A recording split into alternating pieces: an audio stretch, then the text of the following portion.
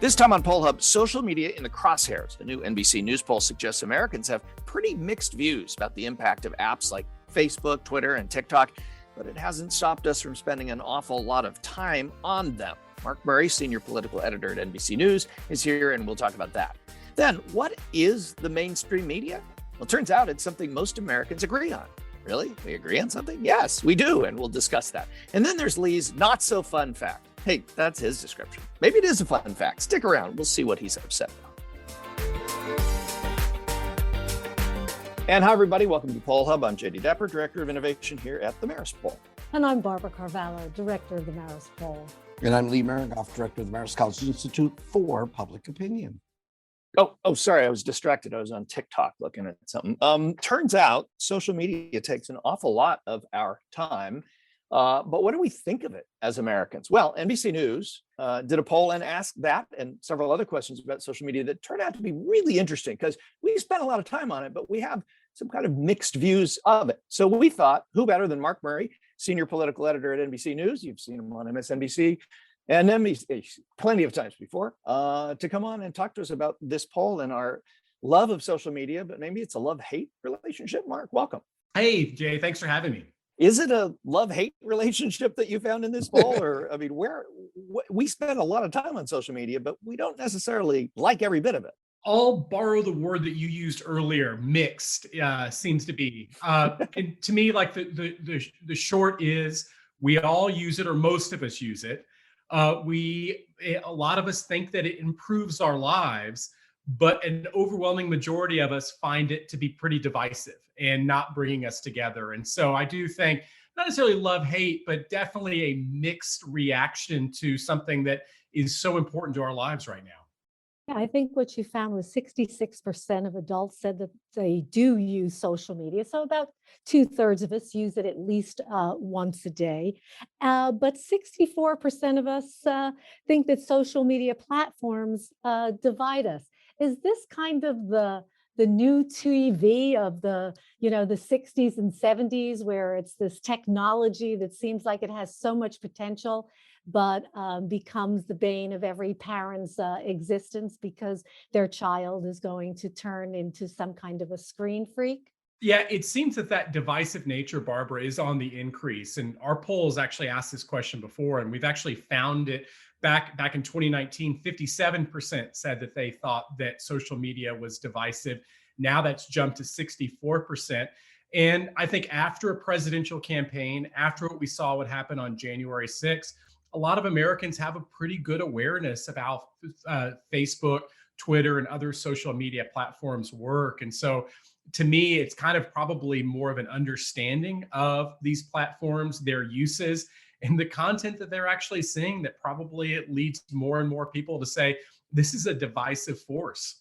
Yeah, one of the things I found, and maybe I misread it, but that 77% of Republicans said they're more likely to think social media divides us. I don't know. Is there an irony in there? I mean, I thought that was, if I had to guess, I'd say coming off of Donald Trump, who's the king of social media as far as our divisions are concerned.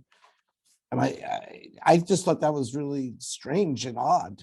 Yeah, Lee. And so, when you look under the hood of all of these numbers, one thing that was kind of apparent is that Republicans, by and large, have a little bit more of a negative reaction than Democrats do when it comes to social media.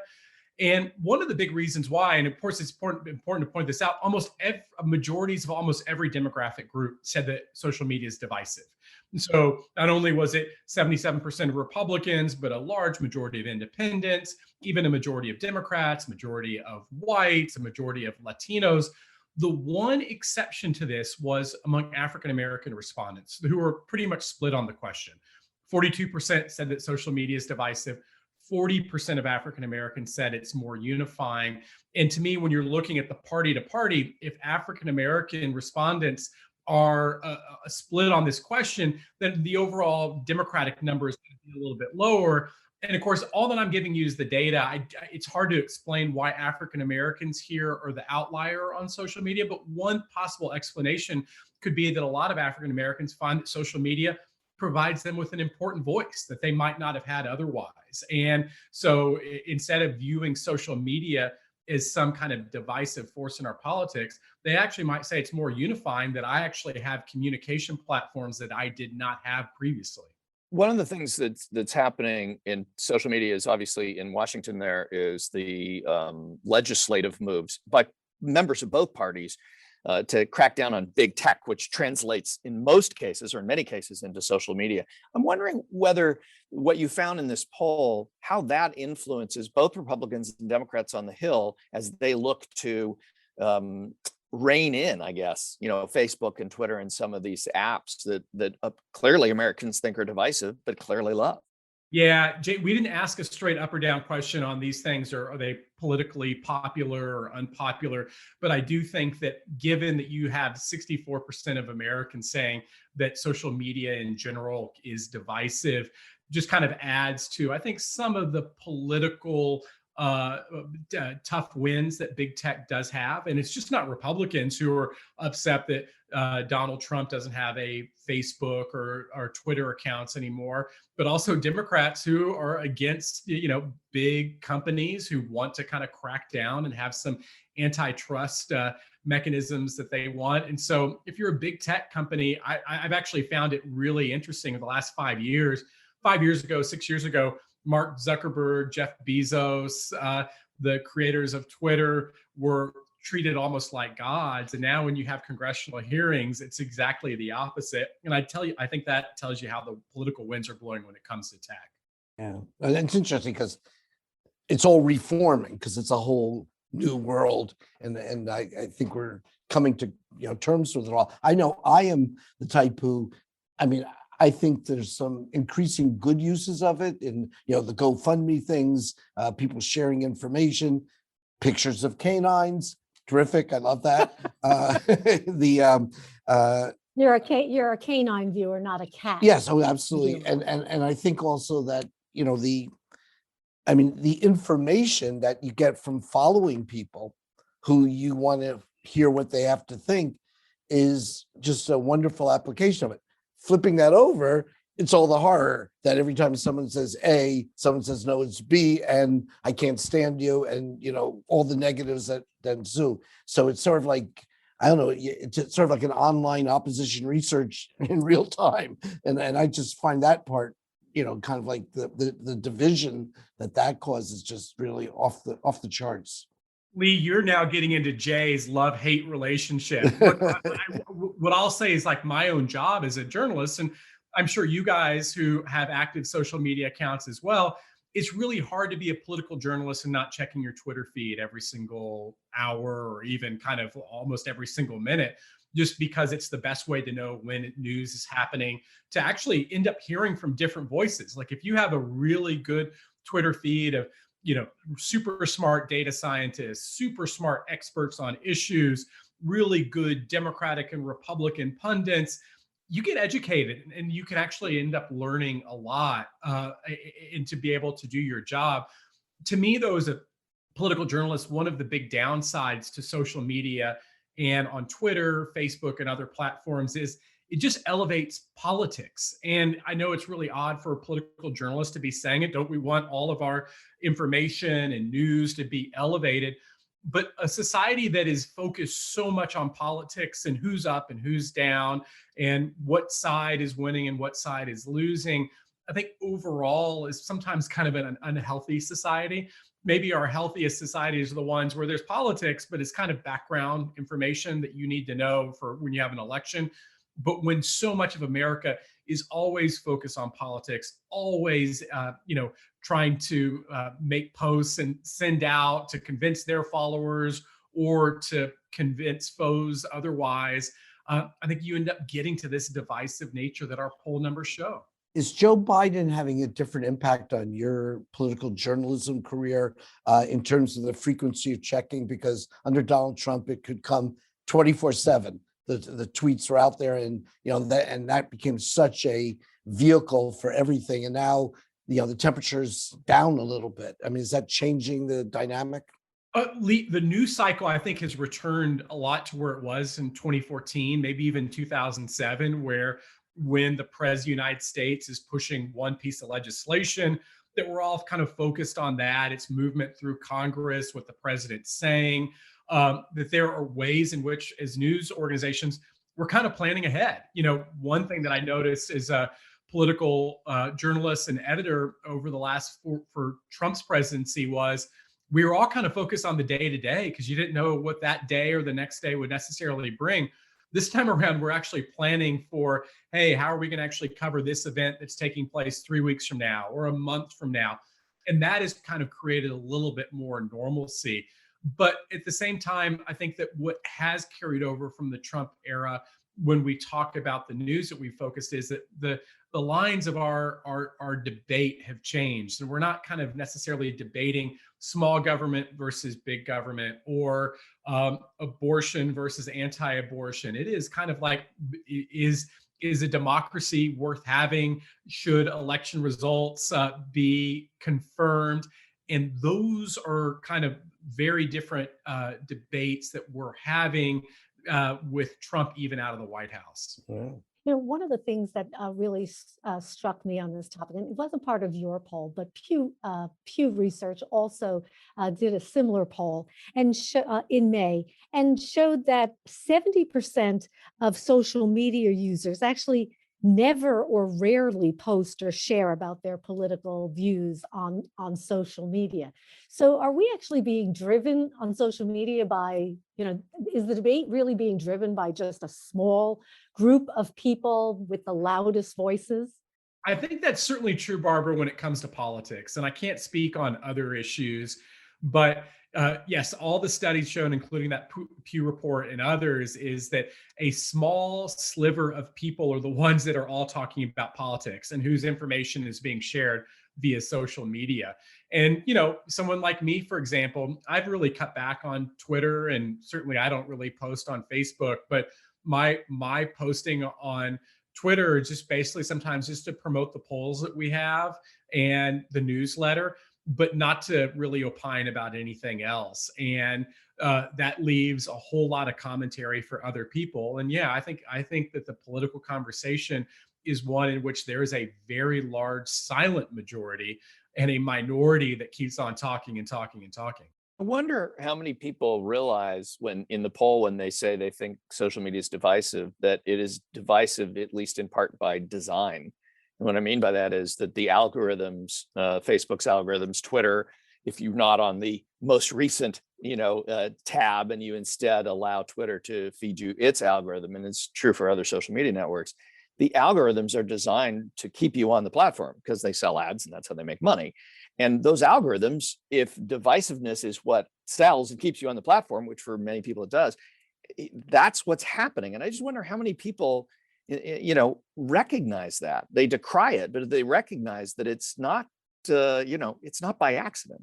Yeah, Jay, that's a great question. I think some people do realize it, evidenced by the numbers. If you were only someone who is always preaching to the choir, you might not necessarily see that divisive nature, but it's clear. One of my colleagues, Jake Ward, as we were rolling out this social media, he ended up doing a spot for TV where he was able to create different accounts for people on Facebook. And you end up having somebody who says that they ended up liking Donald Trump content. Another one might like Joe Biden content, and the different content that you are bombarded with. And I will have to say, I check out Twitter a whole lot. I'm somebody who rarely, the only Facebook messages I'm kind of keeping track of are other friends' children, pictures of their dogs. And it is remarkable that someone like me, because I don't really respond to it as a political journalist, I almost rarely see any political content on Facebook. So what you're raising is, yes, I think that the social media, by the algorithm, you're getting bombarded with a whole lot more information than you probably normally wouldn't if life and the algorithm weren't dictating so much. What should we take away from all of this? I think that we should take away, number one, that so many of us are on social media. And again, that number, 66% of adults who say that they're using it at least once a day, if not more. And I'm certainly in that category. That is our country. And the people who are using social media are younger folks. It is the seniors who aren't using it as much. But I think the other takeaway is that we need to see that it is divisive, and whether by algorithm or by our own uses of it, But one other thing, Barbara, at our poll showed, and we haven't gotten to this yet, when we asked a different question, social media made your lives better or worse? We had a plurality of 49% who said that social media has made their life better, versus 37% who say it's worse. And so the questions just changed from whether you think this is divisive or unifying, or whether it's made your life better or worse. When people are asked the better or worse question, you end up getting a more favorable response. And that might be people who say, it's brought more information to my fingertips. I'm able to see more pictures of children and cats and dogs than I weren't able to used to. And so again, kind of getting back to the original question that Jay asked me, it's mixed. And which I think sometimes answers so many questions about our politics today. I think that's a great place to leave it too, because what it suggests is that there's nuance, and so much in politics, the way we treat politics now, not journalists, but it's treated as black and white, in or out, this or that. And here, this poll shows that we actually, as a people, are pretty nuanced in our understanding and usage and problems with, but also benefits from social media. So it's actually, to me, a little bit encouraging that we still have the capacity to see shades of gray, Right. Mark Murray, senior political editor at NBC News. Thanks so much for joining us and for helping us out to understand these numbers in this poll. Thank you, guys. It was a pleasure. Well, on a related note, to pick up on some of the Pew Research studies that was also released this month, there is actually a broad agreement in the US on news outlets that are part of mainstream media as opposed to social media. So, we've been chatting about social media, and we all have a sense of, the Twitters and the Facebooks and the TikTok and all of that kind of stuff. But I think there was a question which Pew posed as to whether we all agree on what actually is in the mainstream. And interestingly enough, there was a significant consensus on this as well. What they did was they went through many of the networks and publications that we know and love: ABC, NBC, MSNBC, Fox News, and actually found a pretty clear consensus among Democrats and Republicans about what they considered mainstream. Do you guys find this surprising, that we can actually find a consensus on something else in the U.S. besides that that we can all agree as Democrats and Republicans? I found it surprising that, sure, ABC News is seen as mainstream media, and the Sean Hannity show much less so. But yet, the people who rely on those pathways of information may consider that their source of news, and that's the old echo chamber argument. I guess to me it was surprising that when you looked at whether Democrats and Republicans agree on what's news and what's not mainstream news, I found it surprising that they sort of saw the same things as being news and not newsworthy. I mean, it strikes me that mainstream news, the definition of mainstream news, is probably the same for both. It's the appetite to watch it that is the difference. So Republicans and Democrats largely agree what mainstream media is, as we see in this poll, but do they digest that in the same way? And they don't. What is somewhat ironic to me, the only thing that kind of stands out here as being kind of irony inducing, is the 73%, including a lot of Republicans, who think of Fox as mainstream news, yet Fox spends pretty much 24/7 decrying the mainstream news. Well, you are the mainstream media. So there is that little piece of irony. But I think I think the interesting thing is when you go into these Pew numbers, not just these, but Pew's done this for a long time, is when you look at the sources of news on a partisan basis, and then their ability, the people on that partisan basis, based on their sources of news, how much factual information they are actually able to identify. That's where I think the real differences show, and where whatever you consider mainstream news or the mainstream media to be, the real difference is in what you consume and what you don't consume, and then where your views lie after doing so. Well, what I found interesting here, Jay, to kind of bring up this interesting point, is that it seems to be the platform as that they describe as mainstream rather than the content. I mean, you point out that Fox News is considered mainstream media, But also 78% of Americans also think that MSNBC is mainstream media, and they certainly are preaching to a particular choir. So it almost doesn't seem like it's the substance of what is being said, but rather it's where they find it. Yeah. Things that were not considered mainstream media was the Huffington Post, BuzzFeed. The odd one here is Sean Hannity's show, but that was also the radio show. So it's not the television platform. It almost seems that if you're on cable or you're on, broadcast TV, that somehow that makes you mainstream. It makes you legitimate in a way that if you are a platform that is primarily just on a computer or on your phone, that somehow makes you part of the social. Yeah, or people just think now there's lots of alternative facts out there, and you can get your facts and news in different shops. And so maybe we've come to a new world of information and what isn't newsworthy. So I guess right now we come to that part which we call the fun fact. I don't find this particular fact that we're going to talk about right now, this nugget of information, to be fun, but we turn the clock back 20, 30, 35, 36 years right now and look at a question that USA Today asked, and they asked which of the following food types are you least likely to become tired of? And then they provide a list. At the top of the list, 17% say they're least likely to become tired of steak. Okay, I get it, maybe. Then chicken and lobster and pizza.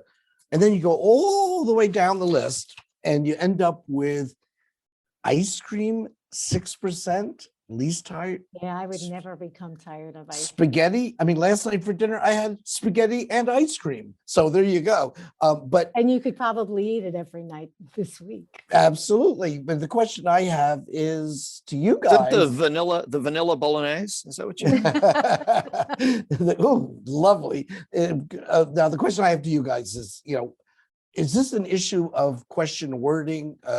Which ones are you least likely to get tired of? I mean, tell me how you react to all this. Well, the first thing is, I think you do have a sense of the fact that Americans probably eat a little differently now than they did in 1985.